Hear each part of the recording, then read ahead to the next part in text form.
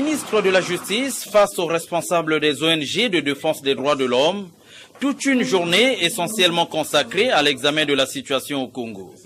Une grande première pour le département et pour ses ONG. Nous sommes en train de construire un pont, mais pas un mur. Et ce pont-là doit être un pont durable.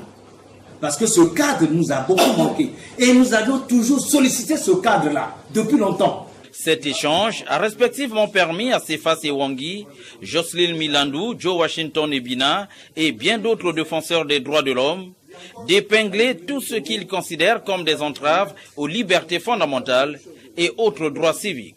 Et nous n'avons pas le parti pris, nous sommes les organisations civiles et nous disons simplement la vérité au quotidien de ce que nous vivons.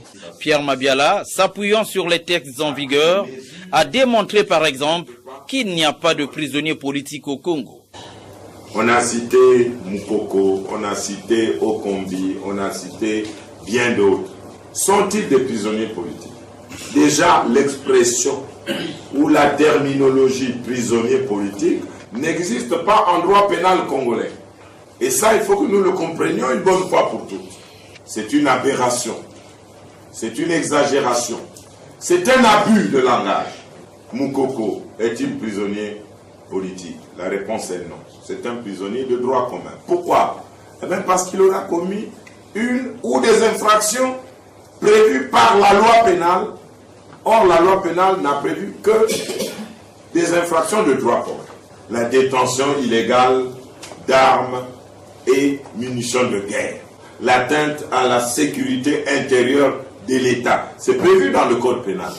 À propos du rapport publié par l'OCDH de Trésor Nzila, le ministre de la Justice a pris le temps de le décortiquer et de prouver le caractère subjectif de certains faits dénoncés.